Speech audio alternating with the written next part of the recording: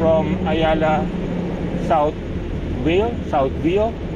We're going towards Alabang Zapote Road, northbound. Okay, so we're setting up for the Seaside Sprint. Although wala na demolish na yung Dampa last year. Yung Dampa, it's a concept na it's a restaurant, and then you order fresh seafoods. So although yung nearest seaside is around 15-20 kilometers towards the west.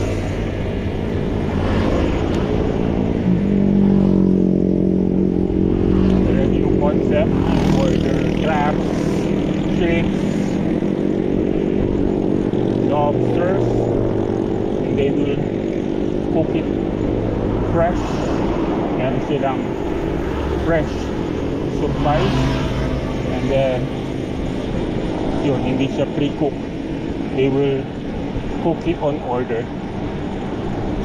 So ayun, marami na ring mga team building reunion na we feasted on buttered shrimps,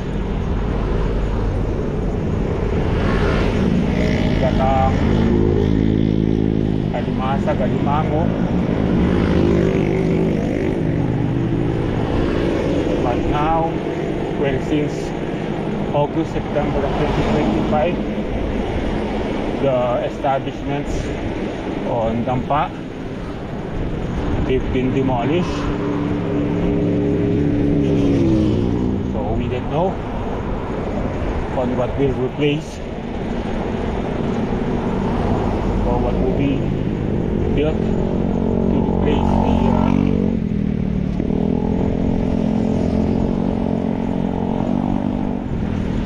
the Dampa.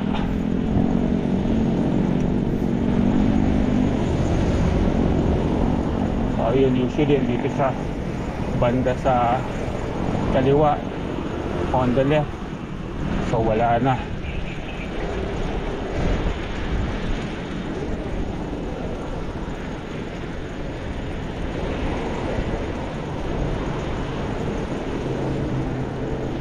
Konti na siguro yung pumupunta, nawala niya yung novelty ng Dampa.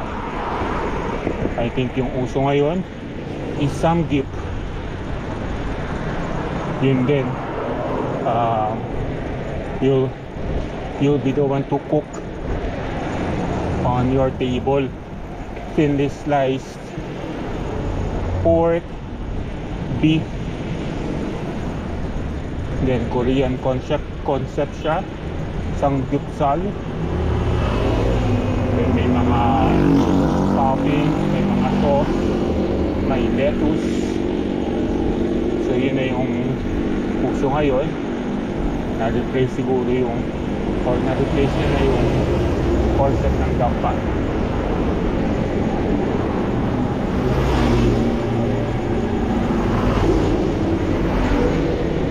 I think may mga eat all you can na offers.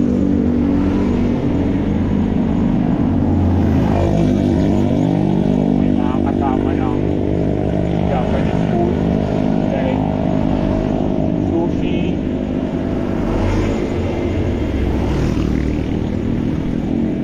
and I think meron yung mga Chinese food, so oriental na siya.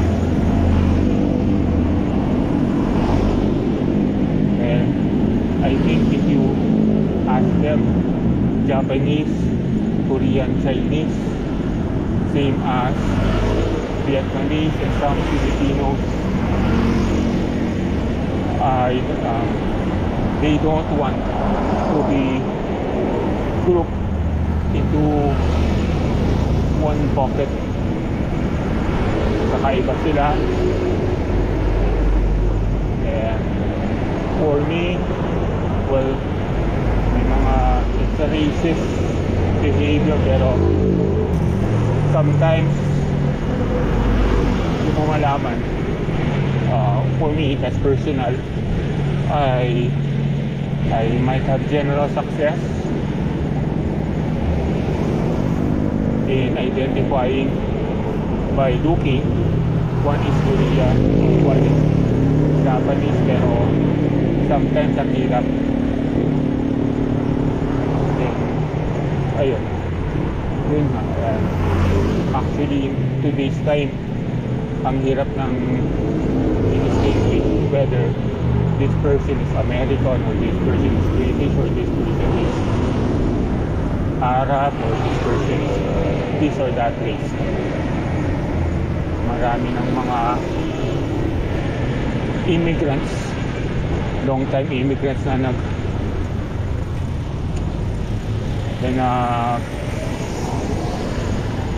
nag-assimilate na sa kanilang adopted culture. So yun, it's difficult, or it's going to be an issue when you assume something.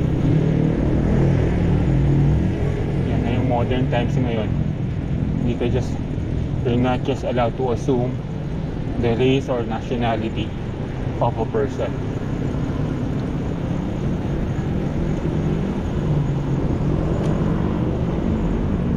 Alright, we are here in Madrigal.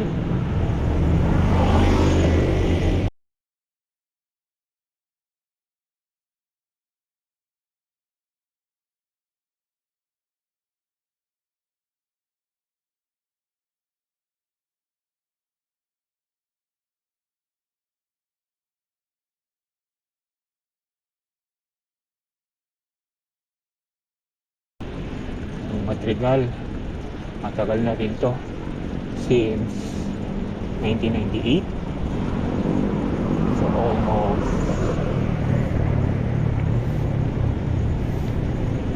30 years.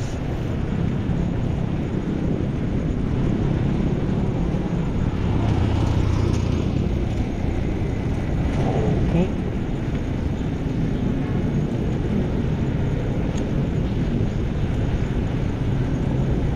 right. So, sa kaliwa is the Alabang Zapote Road. Dito tayo sa service road ng Madrigal Business Park. Up ahead, mag-join tayo dun sa main road. Pero dito muna tayo. Much safer.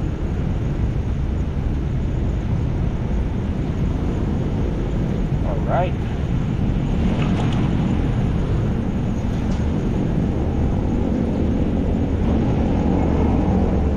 Thank you for riding with me. Thank you for watching. Till next time, ride safe all.